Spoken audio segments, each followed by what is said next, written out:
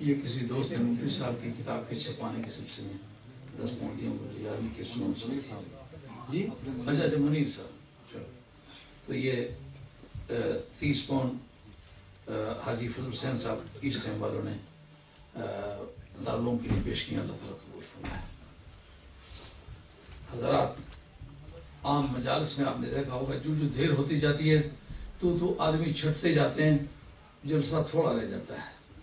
ہمارے جلسے کی یہ خصوصیت ہے کہ جو وقت دیر ہوتا جاتا ہے وَالْآخِرَةُ خَيْرٌ لَكَ مِنَ الْأُولَىٰ پہلے سے صورتحال بہتر ہوتی جاتی ہے.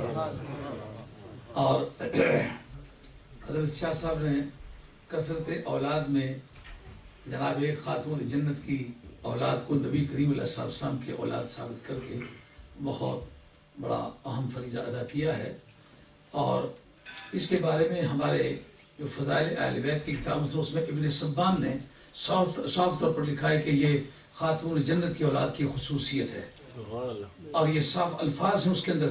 طبرانی کی حدیث انہوں نے بیان کی ہے کہ ہر بیٹا اپنے باپ کی طرف منسوب ہوتا ہے سوائے اولاد فاطمہ کے, کہ اولاد فاطمہ میری طرف منسوب ہوتی ہے, میں ان کا اسبا ہوں اور میری وہ اولاد سمجھے جاتے ہیں.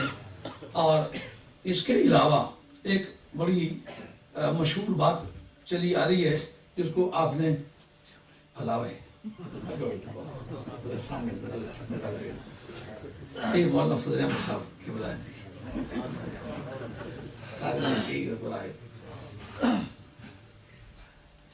مولانا نثار کہیں نظر آئے تھے, پتہ نہیں کہیں غائب بھی ہو گئے.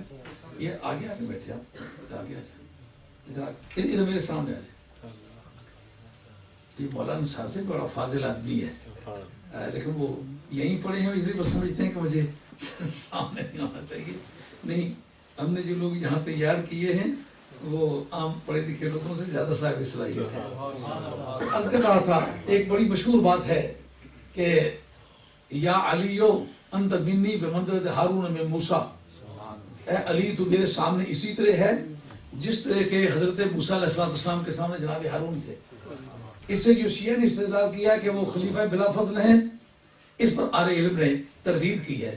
وہ کہتے ہیں کہ جو وجہ شبہ ہوتی ہے مدار حکم وہ ہوتی ہے اگر حضرت موسیٰ علیہ السلام کے بعد حضرت ہارون رہتے, وہ ان کے خلیفہ ہوتے, تو پھر خلافت وجہ شبہ تھی. خلافت وجہ شبہ نہیں ہے, بلکہ 2 وجہ شبہ اہل علم نے اور خاص طور پر محدثین نے ذکر کی ہے.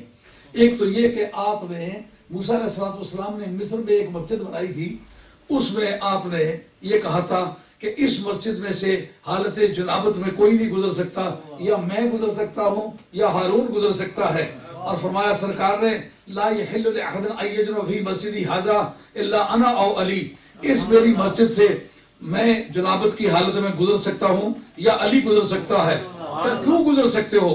کا شان تطہیر جو اللہ نے دی ہے وہ اللہ نے دی ہے, آپ تو گزر سکتے ہیں. علی کا حب نبی ہے میرے علی اور میرے علی ہے حب نبی, جسموں کا جسمی لحموں کا لحمی فرق نہیں ماں بہن بیا.